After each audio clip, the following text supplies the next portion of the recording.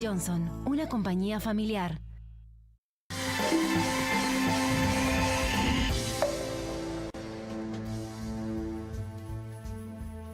Argentina en crisis. ¿Por qué en Uruguay esto no pasa? Estamos en comunicación telefónica con Gabriel Odone, economista.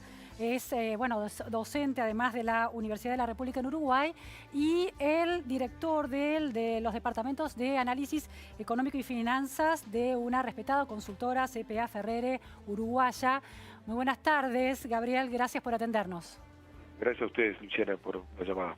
Gabriel, veía hoy en las redes sociales que habías instalado un concepto de un equilibrio malo en el panorama electoral argentino. ¿Podrías describir a qué te referías? Sí, ahí los economistas solemos categorizar o caracterizar un equilibrio como malo cuando la situación a la que se encuentra la economía es peor de la que podría alcanzarse si los jugadores que juegan ese partido cooperaran. Entonces uno lo que puede mirar es que hoy cada jugador relevante que está influenciando sobre la situación argentina, en este caso el gobierno actual, la oposición que emerge como posible ganadora de las elecciones de octubre y el propio Fondo Monetario Internacional, cada uno tiene incentivos que mueven a la economía hacia un mal equilibrio. El gobierno porque sigue concentrado en que las elecciones las puede ganar y por lo tanto, básicamente porque el Congreso, la representación del Congreso y las gobernaciones son relevantes y eso lo lleva a mover medidas que básicamente lo que intentan es generar empatía con el electorado en este periodo y no asumiendo la gravedad de la crisis. La oposición, porque tiene pocos incentivos a volverse clara respecto de qué va a hacer cuando asuma, entre otras cosas porque eso podría debilitar lo que es la adhesión de votos en esta etapa o la propia negociación interna que debe estar teniendo lugar hoy en el partido del grupo de la oposición. Y finalmente el Fondo Monetario Internacional, que observa ahora un mayor riesgo de default, entre otras cosas por la incertidumbre de cuáles serán las políticas que despliegue la oposición si gana, que va a estar mucho más reacio a permitir que sus dineros puedan ser utilizados, por ejemplo, para estabilizar el tipo de cambio, que es uno de los problemas que hoy tiene la situación financiera en Argentina. Entonces, cada uno jugando su mejor respuesta a sus intereses individuales, probablemente lo que hagan es alojar una situación de mayor inestabilidad e incertidumbre para los próximos 3 meses, lo cual genera esta situación de equilibrio malo. Si pudieran cooperar estos 3 jugadores de alguna manera, esto podría dar lugar a un escenario menos inestable y menos volátil que seguramente va a tener Argentina en los próximos 2 meses y medio. Gabriel, ¿qué expectativas tiene la economía uruguaya ante el impacto de una crisis económica y una mayor recesión de Argentina en la región?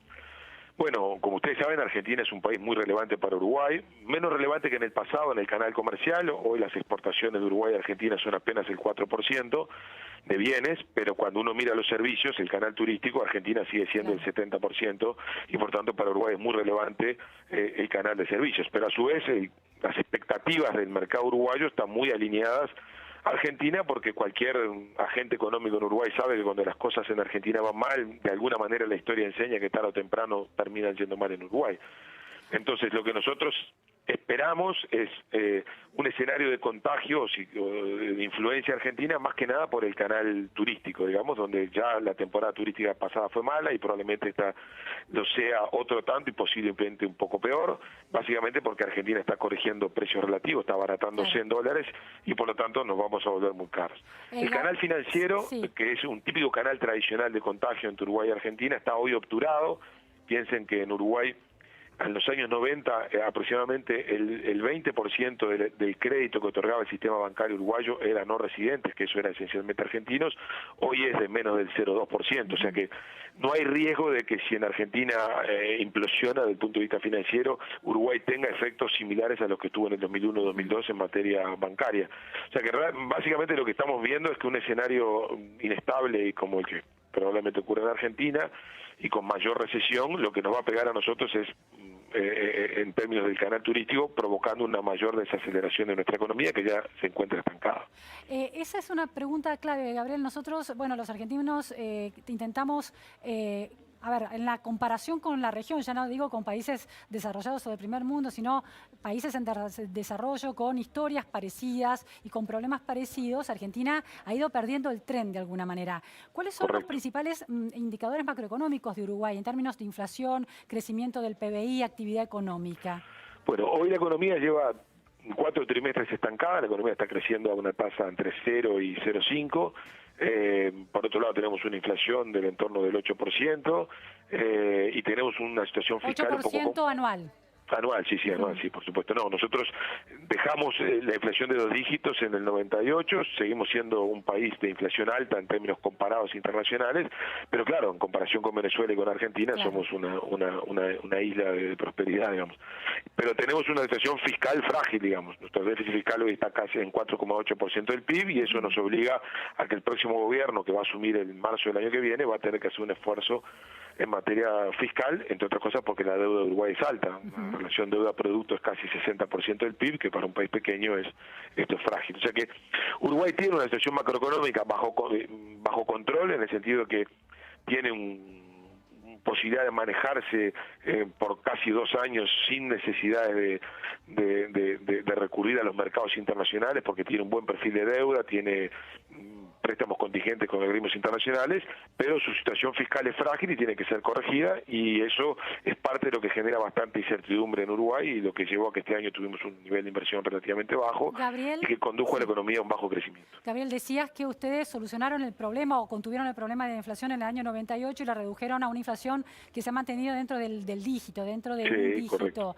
¿Cómo han logrado, se ha devaluado, cómo se ha comportado la moneda uruguaya desde entonces, y si las distintas devaluaciones que se han dado se han trasladado o no a los precios? ¿Cómo han logrado contener eso que para la Argentina parece imposible realmente? Bueno, el problema es que la inestabilidad fiscal y monetaria en Argentina es muy superior al de Uruguay. Uruguay hizo un programa similar al que Argentina desplegó con la convertibilidad, aunque menos extremo, durante los años 90, que fue exitoso y que logró hoy hacer converger la inflación lentamente, a diferencia de Argentina, que fue abruptamente en los 90 a un nivel de un dígito.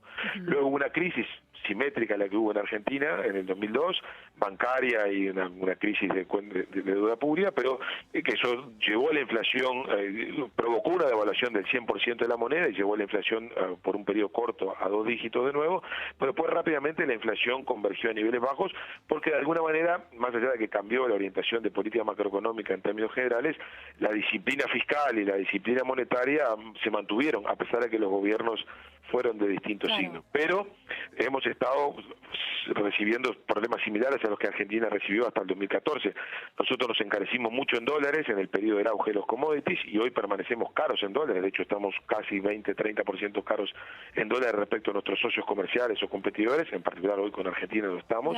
Gabriel, y ese es parte de los desafíos que tenemos por delante. Gabriel, última pregunta. Es muy interesante lo que planteas de que más allá de qué signo político está en el gobierno, hay algunos consensos en relación... Eso es muy importante. A ver, ¿cuáles son esos consensos que en Argentina se sigue discutiendo? El tema del déficit fiscal, si tiene que haber inflación o no, si los mercados tenemos que estar conectados o no con los mercados internacionales. Tú me decías al principio qué es lo que en Uruguay, por qué en Uruguay estas cosas no pasan. Yo te diría que la clave es el sistema de partidos políticos. Uruguay tiene un sistema de partidos políticos con independencia de los... O sea, con conexiones directas con los grupos de interés, con los grupos de presión, me refiero a los trabajadores, a los productores agropecuarios, a los industriales, pero los partidos tienen un nivel de independencia relativa respecto a lo que uno observa en Argentina muy superior, y esos partidos políticos de larga data, algunos de ellos han construido, y incluso con los partidos de izquierda, han construido un consenso que básicamente es una economía abierta al exterior, relativamente abierta al exterior, no tanto como la chilena, una economía integrada a la región vía Mercosur, una mayor disciplina fiscal que la que hubo en los años 60 y 70 que provocaron muchos problemas, y el acuerdo de que la inflación es un problema. Esas 4, y por lo tanto que hay que vigilar los equilibrios macroeconómicos y la estabilidad del tipo de cambio.